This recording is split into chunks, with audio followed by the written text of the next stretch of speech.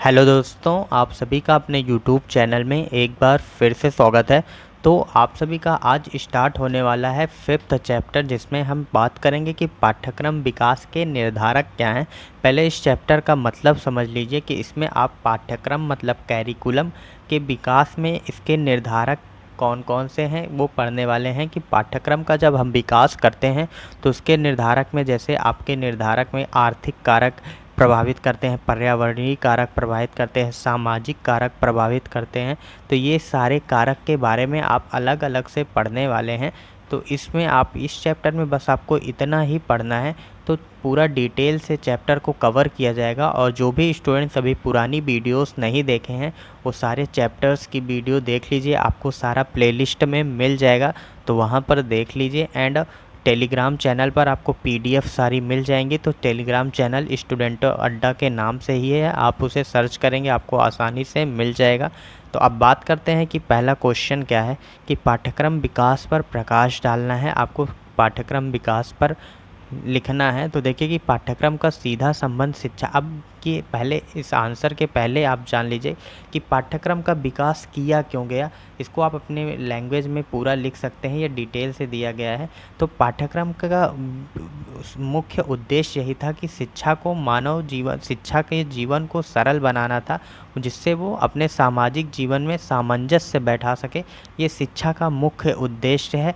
उसी के अनुसार आपका पाठ्यक्रम बनता है, जिसमें विभिन्न विषयों को उनको पढ़ाया जाता है, जिससे बालक का शारीरिक, मानसिक और आध्यात्मिक संवेगात्मक विकास हो सके। ये सारी चीज़ें हैं। तो इसी के बारे में ये लिखा गया है कि पाठ्यक्रम विकास पर इसकी जीवन में सरलता और सहजता प्रदान हो। और ये देखिए कि शैक्षिक उद्देश्यों की पूर्ति तभी की जा सकती है जब बालक मानसिक, शारीरिक, चारित्रिक, संवेगात्मक आदि गुणों से परिपूर्ण हो। और वर्तमान समय में देखते हुए नए पाठ्यचर्या की आवश्यकता महसूस की जा रही है। कि अब जैसे समय बदल रहा है उसके अनुसार ही नए पाठ्यचर्या या कैरिकुलम की आवश्यकता महसूस की जा रही है। नए पाठ्यचर्या में आपको सामाजिक जीवन को ध्यान में रखकर विकास किया जाना चाहिए। इसके लिए हमें अपने पूर्व पाठ्यचर्या का गहन अध्ययन एवं मूल्यांकन करना होगा। जहाँ पर कमियाँ होगी उसमें सुधार करने की आवश्यकता है। एंड लोकतांत्रिक देश के आवश्यकताओं, उपयोगिताओं, मानवीय मूल्यों आदि को आधार बनाकर नवीन ज्ञान एवं अनुसंधान का सहारा लेते हुए पाठ्यचर्या का विकास करना होगा। तो ये पूरा है। एंड इसमें आप यहाँ पर लिखेंगे, जहाँ पर ये आपका लिखा है कि राष्ट्रीय शिक्षा नीति 1986, तो यहाँ पर आप लिखेंगे कि न्यू एजुकेशन पॉलिसी 2020 में कहा गया है कि पाठ्यचर्या में संविधान के आदर्शों का, देखिए कि एम आपका वही रहेगा। इसमें भी संविधान के आदर्शों को, मूल्यों को आधार माना गया है। इसमें और अगर आप लिखना चाहते हैं कि नवाचार को प्राथमिकता दी गई है, बालकों में औद्योगिक शिक्षा का मतलब कि व्यावसायिक शिक्षा के बारे में भी कहा गया है। ये सारी चीज़ें न्यू एजुकेशन पॉलिसी 2020 में है। तो थोड़ा सा घुमा कर या आप यही लाइन लिख दीजिएगा, लेकिन यहाँ पर आप 1986 की जगह 2020 ज़रूर लिखिएगा, जिससे आपका आंसर अपडेटेड लगेगा। तो ये सारी चीज़ें आप इसमें देख लीजिए। और अब देखिए कि पाठ्यक्रम के निर्माण करते समय हमें किन चीज़ों पर ध्यान रखना होता है। पहला है कि पाठ्यक्रम का विकास किस कक्षा के लिए किया जा रहा है, ये ध्यान रखना होता है। जिस कक्षा के लिए पाठ्यक्रम विकसित किया जा रहा है उससे छात्रों के पूर्व जानकारी का स्तर क्या है, छात्रों की वर्तमान आवश्यकताओं, रुचि किन क्षेत्रों से संबंधित है, ये ध्यान रखना होता है। समाज की आकांक्षा व वैश्विक परिप्रेक्ष्य पर भी ध्यान दिया जाता है। एंड पाठ्यक्रम का प्रकार किस कोटि का होगा, क्रिया प्रधान होगा, हस्तशिल्प प्रधान होगा, या विषय प्रधान होगा, या व्यवसाय प्रधान होगा, इन पर ध्यान दिया जाता है। पाठ्यक्रम हेतु विविध विषयों के लिए तथ्यों, प्रसंगों, सिद्धांतों, विचारकों एवं मतों का चयन करना होता है। तो ये सारे पॉइंट आप एक बार पढ़ लीजिएगा, आपको याद हो जाएंगे। सिंपल चैप्टर है, ज़्यादा टफ नहीं है। अब आप बात करेंगे कि पाठ्यक्रम के विकास के आधार आपका चैप्टर है, तो उसका पहला आधार आप मान लीजिए कि आर्थिक आधार क्या है।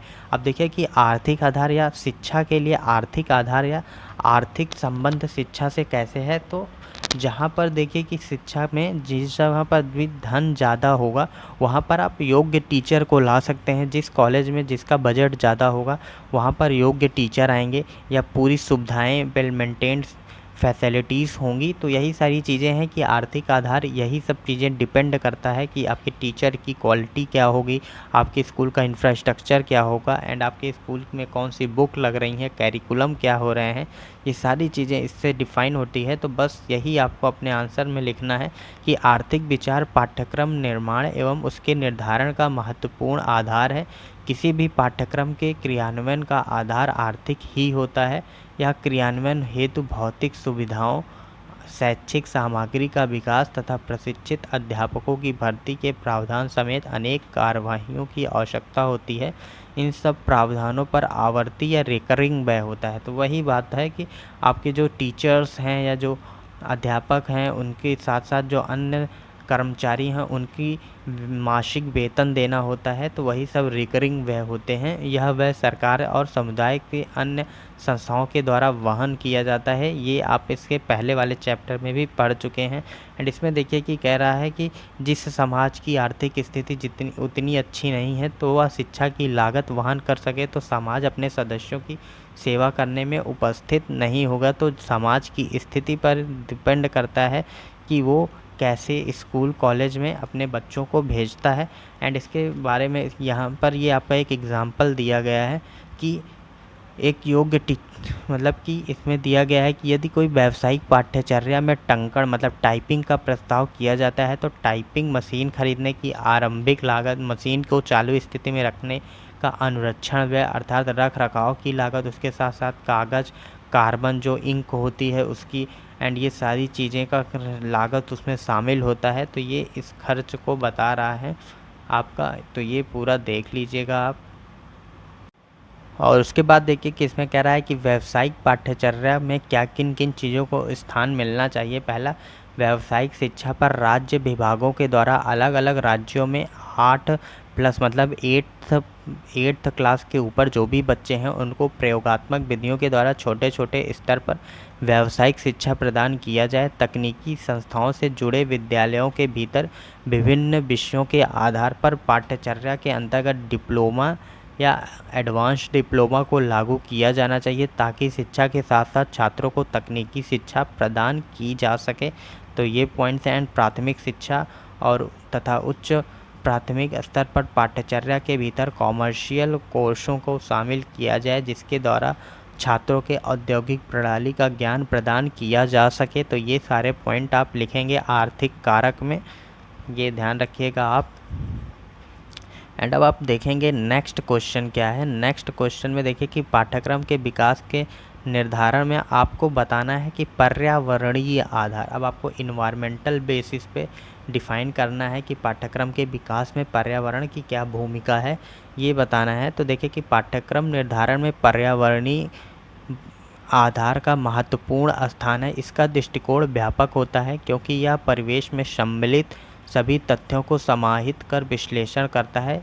किसी परिवेश में व्यक्ति, संस्था या समुदाय के आसपास की भौतिक और सामाजिक स्थितियां शामिल होती हैं। इसमें पर्यावरण प्रकृति भी होता है और मानव निर्मित भी पर्यावरण होते हैं। तो ये सारे पॉइंट लिखना है। औद्योगिकरण, संचार क्रांति, शहरीकरण आदि ने मानव जाति के लिए असंख्य चुनौतियां प्रस्तुत की है। संचार प्रौद्योगिकी में क्रांति में विश्व समुदाय को एक विश्वग्राम में बदल दिया है, आपका ये वर्ल्ड विलेज में बदल दिया है। विज्ञान और प्रौद्योगिकी ने स्वास्थ्य और सफाई की स्थितियों पर गहरा प्रभाव डाला है। तो ये सारी चीज़ें आप बताएंगे तो इनकी जैसे जो भी आपका इन्वायरमेंटल इफ़ेक्ट पढ़ा है उसको आपको पाठ्यक्रम के द्वारा किस प्रकार से दूर कर सकते हैं या आप बालकों को किस प्रकार से पर्यावरण के प्रति जागरूक कर सकते हैं, ये पूरी चीज़ें आपको इसमें बता देनी है। और लास्ट लाइन आप देख सकते हैं कि पाठ्यक्रम का सर्वाधिक महत्वपूर्ण कार्य छात्रों में परिवेश, मानव कल्याण तथा निजी नैतिकता का विकास करना है।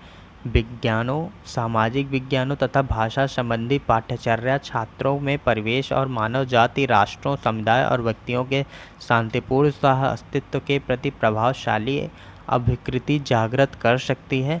एंड पाठ्यचर्या तैयार करते समय पाठ्यचर्या आयोजक को इन उभरती हुई आवश्यकताओं को भी ध्यान में रखना चाहिए। तो ये पॉइंट है। उसके बाद अब आप बात करेंगे नेक्स्ट बेस पर, मतलब नेक्स्ट आधार पर शिक्षण शास्त्रीय आधार का वर्णन करना है। आपने कौन कौन सा पढ़ लिया। आपने आर्थिक आधार पढ़ लिया, पर्यावरणीय आधार पढ़ लिया है, अब आप शिक्षण शास्त्रीय आधार पढ़ रहे हैं, मतलब इसमें टीचर की महत्वपूर्ण भूमिका है। इसे पेडागॉजिकल बेसिक भी कहते हैं। एंड इसमें देखिए कि अध्यापन की प्रक्रिया में शिक्षक का महत्वपूर्ण स्थान होता है। प्रत्येक अध्यापक किसी न किसी पाठ्यक्रम को संपादित करता है। शिक्षक शिक्षण शास्त्रीय प्रणाली का अभिन्न अंग है। देखिए ये आपने फर्स्ट इसके लास्ट चैप्टर में भी पढ़ा है, ये पूरा ऐसे ही पॉइंट उसमें भी पढ़ा है कि प्रत्येक टीचर की अपनी पेडागॉजिकल स्किल होती है जिसके माध्यम से वे छात्रों को सिखाते हैं। एंड यही आपका देखिए कि पाठ्यचर्या में इसी प्रकार क्या वांछित प्रकार की शिक्षक तुरंत उपलब्ध हैं या उन्हें तैयार करना होगा अथवा कार्यरत शिक्षकों के लिए सेवाकालीन प्रशिक्षण भी देना होगा। ये सभी बातें पाठ्यचर्या के शिक्षण शास्त्रीय आधार के अंतर्गत आती हैं कि टीचर्स को कैसे ट्रेंड किया जाए, कौन से टीचर्स को समावेशित किया जाए, कैसे शिक्षक पढ़ाएंगे। ये सारी चीज़ें आपका शिक्षण शास्त्रीय आधार के अंतर्गत आती हैं। इसके अतिरिक्त हमें इस बात पर भी इसमें विचार करना होगा कि क्या शिक्षकों के शिक्षण शास्त्रीय दक्षता में वृद्धि हेतु पाठ्यचर्या का संपादन की दिशा में सेवा पूर्व प्रशिक्षण की आवश्यकता है तथा पाठ्यचर्या संचालन में समर्थ बनाने के लिए उन्हें किस प्रकार का प्रशिक्षण दिया जाए या ट्रेनिंग जो आप लोग कर रहे हैं बीएड की, यह एक प्रकार से आपकी एजुकेशनल ट्रेनिंग ही है। इसके लिए कितना समय मिलना चाहिए, इसमें किस प्रकार का प्रशिक्षण दिया जाए, इसके लिए कितना समय लगेगा। अतः पाठ्यचर्या नियोजन में योग्य एवं सक्षम अध्यापक उनकी शिक्षण क्षमता पर निर्भर करती है। और आगे देखिए कि पॉइंट है कि लोकतांत्रिक समाज में शैक्षिक उद्देश्यों से संबंधित पाठ्यक्रम होना चाहिए। क्रियात्मकता पर बल देना चाहिए, एम्फेसिस ऑन एक्टिविटी, मतलब बालकों की क्रियात्मकता पर बल देना चाहिए। जो गांधी जी ने अपने बुनियादी शिक्षा की क्रियात्मकता पर ही अधिक बल दिया था। बहुमुखी पाठ्यक्रम होना चाहिए, मतलब कि पाठ्यक्रम आपका डाइवर्सिफाइड होना चाहिए, उसमें हर चीज़ को समावेशित करना चाहिए। जो बालकों की रुचियां हैं, उनकी क्षमता है, उनकी अभिवृत्ति है, ये सारी चीज़ों को समावेश करना होगा और पाठ्यक्रम को लचीला बनाना होगा। एंड सामान्य शिक्षा का अनिवार्य पाठ्यक्रम हो। अब देखिए कि पाठ्यक्रम विकास हेतु शैक्षिक एवं व्यावसायिक क्षेत्रों में नए आयामों का वर्णन कीजिए। मतलब शैक्षिक एवं व्यावसायिक क्षेत्रों में नूतन आयाम, मतलब जो नए आयामों ने विद्यालयी पाठ्यक्रम में क्रांति ला दी है, तो इसको लिखना है आपको, लेकिन ये इम्पॉर्टेंट उतना नहीं है क्वेश्चन, तो एक बार आप इसे पढ़ लीजिएगा। जनरली ऐसे विद्यालयी पाठ्यचर्या के द्वारा अपेक्षित है कि इसके द्वारा राष्ट्रीय अस्मिता व एकता को सुदृढ़ीकरण, भारत की सांस्कृतिक विरासत का अध्ययन के साथ हो। यहाँ आकर शिक्षा को वो प्रकार की भूमिका में एक महत्वपूर्ण भूमिका निभानी है। ये सारे पॉइंट ऐसे दिए गए हैं, एक बार देख लीजिएगा कि इस संदर्भ में पाठ्यक्रम विकास के लिए शैक्षिक एवं व्यावसायिक क्षेत्रों में नए अध्यायों का समावेशन तथा उनका वर्णन निम्नलिखित बिंदुओं के अंतर्गत किया जा सकता है। तो मतलब किन किन बिंदुओं का समावेश किया जाए इसमें, वो ध्यान देना है आपको आगे। पहला देखिए कि आपका क्या है कि सूचना और संचार प्रौद्योगिकी की चुनौतियों का सामना करना है हमें। दूसरा है कि भूमंडलीकरण के प्रभाव के प्रत्युत्तर में पाठ्यचर्या में बदलाव करना पड़ेगा आपको। एंड तीसरा आपका है कि पाठ्यचर्या में स्वदेशी ज्ञान का समावेशन होगा। जो पाठ्यचर्या है या पूर्णतः विदेशी ज्ञान पर न हो, इसमें भारतीय ज्ञान परंपरा को भी समावेशित किया जाए। एंड पाठ्यचर्यागत विविध सरकारों का उसमें समावेशन हो। एंड पांचवा पॉइंट है कि कार्य जगत में शिक्षा की संबद्धता व व्यावसायिक शिक्षा का समावेशन किया जाए।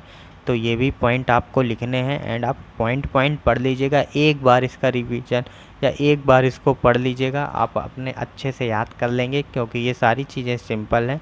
एंड देखिए कि जीवन कौशल में शिक्षा की संबद्धता, ये पॉइंट आपको अपने आंसर में लिखने हैं। और उसके साथ साथ आप इसको वैकल्पिक व मुक्त विद्यालयी व्यवस्था के बारे में लिखेंगे और सार्वभौमिक व समावेशी शिक्षा हेतु पाठ्यक्रम में बदलाव तो आप यूनिवर्सल एंड इंक्लूसिव एजुकेशन के लिए पाठ्यक्रम में क्या बदलाव ला सकते हैं। तो ये देखिए कि आप ये बुक के भी पॉइंट लिख सकते हैं, अपने भी पॉइंट लिख सकते हैं। जैसे आप अपने पॉइंट क्या लिख सकते हैं कि पाठ्यक्रम में बदलाव लाना है तो सबसे पहले हमें देश में गरीबी को कम करना पड़ेगा, शिक्षा तक व्यापक पहुंच के प्रदान करनी पड़ेगी और हमें प्राइमरी लेवल पर एजुकेशन जो प्राथमिक शिक्षा है उसमें गुणवत्ता में वृद्धि करनी पड़ेगी और जागरूकता अभियान चलाना पड़ेगा। तभी ये सारी चीज़ें हो सकती हैं और हमें प्रोत्साहन देना होगा बालकों को और उनके परिवार को। स्कॉलरशिप के माध्यम से हम इसे प्रोत्साहन दे सकते हैं। तो ये सारे पॉइंट लिख सकते हैं या जो आपको ये बुक में दिया गया है आप वो सारे पॉइंट लिख दीजिएगा। आप एक बार पढ़ लीजिएगा इनको एंड देखिए कि मूल्य विकास के लिए भी शिक्षा आवश्यक है एंड पाठ्यक्रम के भार को घटाना चाहिए।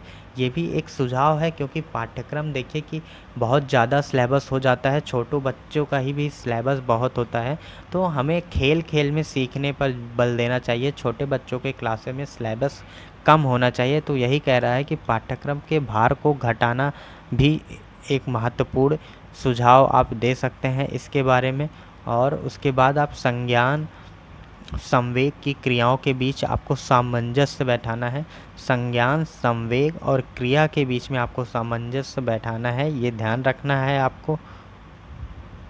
और उसके साथ साथ आपको देखिए कि पर्यावरण शिक्षा व शांति शिक्षा पर भी जोर देना है। यूनेस्को ने पर्यावरण शिक्षा को अत्यंत महत्वपूर्ण विषय माना है। यूनेस्को के अनुसार पर्यावरण शिक्षा व्यक्ति, प्रकृति एवं समाज के प्रति अपने कर्तव्यों का बोध कराते हुए पर्यावरण सुधार हेतु प्रेरणा प्रदान करती है। तो ये यूनेस्को का स्टेटमेंट याद कर लीजिएगा आप। एंड आपका नेक्स्ट क्वेश्चन क्या है कि पाठ्यक्रम सहयोगी सामग्री मतलब करिकुलम सपोर्ट मटेरियल के बारे में आपको लिखना है कि उसकी भूमिका क्या है, इसका वर्णन आपको करना है। तो इसमें आप देख सकते हैं कि पहला पॉइंट आपको क्या मिलेगा कि पाठ्यक्रम निर्माण के उपरांत शिक्षाविदों के सम्मुख जो सबसे अधिक महत्वपूर्ण प्रश्न होता है वह यह है कि निर्धारित पाठ्यक्रम को शिक्षार्थियों तक कैसे पहुंचाया जाए तथा उनके लिए उन्हें कैसे ग्राह्य बनाया जाए। इसका उत्तर शिक्षार्थियों के लिए उपयुक्त अनुदेशनात्मक सामग्री के निर्माण एवं प्रयोग के रूप में उभर कर आता है। अतः शिक्षा प्रक्रिया में पाठ्यक्रम विकास के बाद अनुदेशनात्मक सामग्री का निर्माण एवं प्रयोग दूसरे महत्वपूर्ण पक्ष हैं। अनुदेशनात्मक सामग्री के अभाव में शिक्षा अधिगम प्रक्रिया असफल हो जाती है। इसीलिए हमें पाठ्यक्रम सहयोगी सामग्री की आवश्यकता होती है। एंड इसमें कौन कौन से पाठ्यक्रम सहयोगी सामग्री कौन सी है। सबसे पहले आपकी टेक्स्ट बुक जो पाठ्य पुस्तक जिसको आप पढ़ते हैं वो एक महत्वपूर्ण भूमिका निभाती है। उसके साथ साथ अब देखिए कि इसमें पाठ्य पुस्तक का महत्व क्या है। तो बस आपको क्रॉनबैक के स्टेटमेंट लिख देना है कि बस अमेरिका में आज के शैक्षिक जगत में केंद्र बिंदु में पाठ्य पुस्तक है। इसका विद्यालय में महत्वपूर्ण स्थान है। इसका अतीत में भी अधिक महत्व था और आज भी है। इसको जन सामान्य की भी लोकप्रियता प्राप्त होती है क्योंकि पाठ्य पुस्तक विद्यालय या कक्षा में छात्रों तथा शिक्षकों के लिए विशेष रूप से तैयार की जाती हैं। तो ये पॉइंट लिखेंगे। एंड इसके बाद आप देखें तो इसमें देखिए कि पाठ्य पुस्तक में शिक्षकों और छात्रों के लिए मार्गदर्शक का कार्य करती हैं।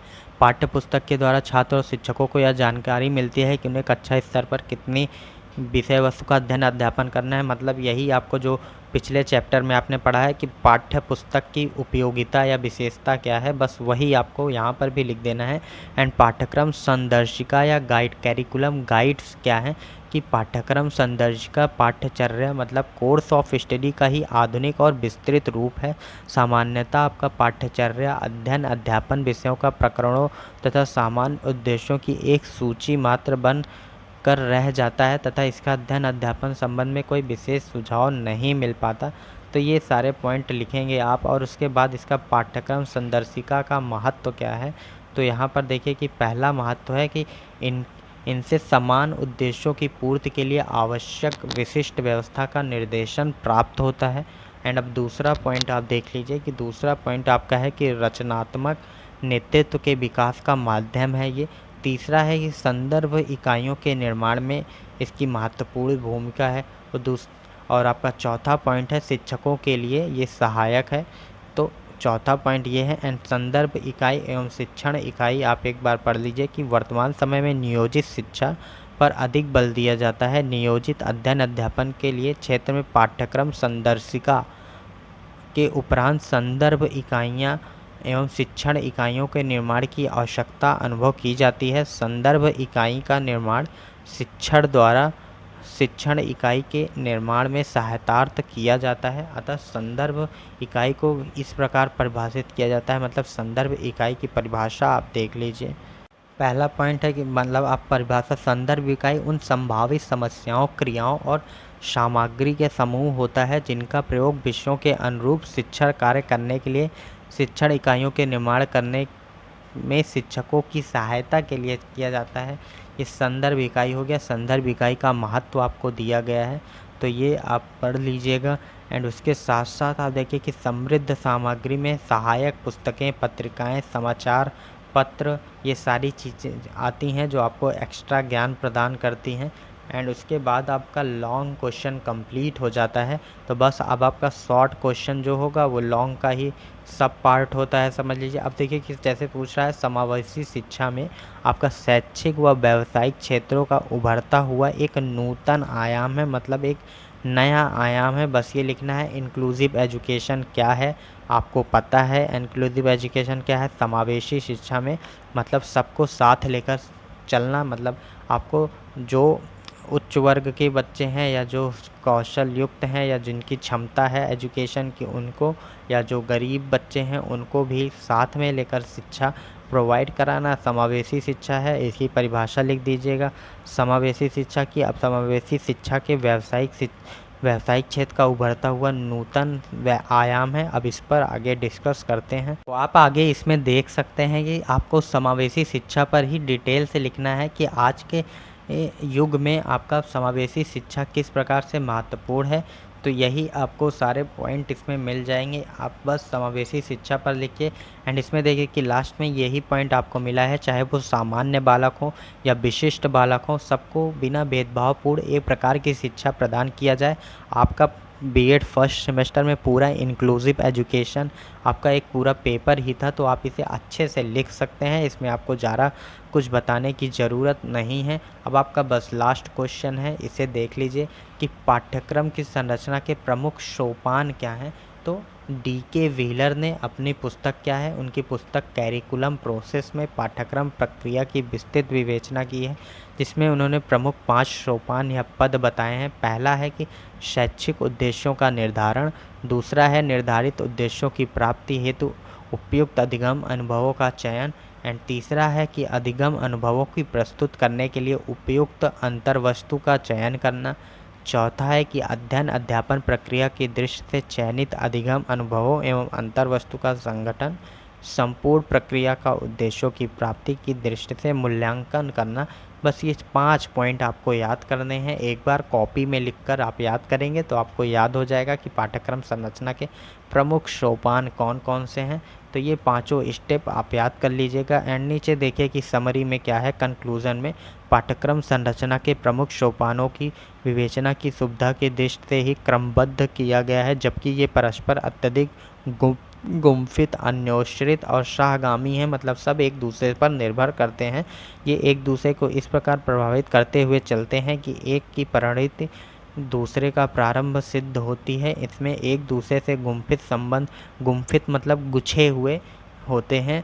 इसमें पृथक पृथक कार्य करना संभव नहीं है, मतलब सब एक दूसरे से रिलेट हैं, तो किसी को अलग करके नहीं किया जा सकता, सबको साथ में ही करना होगा। तो ये सारी पॉइंट हैं आपका आज का चैप्टर में, बस इतना ही था। तो आपके जो भी डाउट होंगे कमेंट करके पूछिएगा। अब आपका नेक्स्ट चैप्टर जो भी है वो मैं आपको कल प्रोवाइड करा दूंगा। तो आप सभी लोग एक कमेंट ज़रूर करिएगा कि आपको वीडियोस कैसे लग रही हैं। एंड आप लोग टेलीग्राम चैनल ज्वाइन कर लीजिए। मिलेंगे नेक्स्ट वीडियो में। Thank you for watching this video.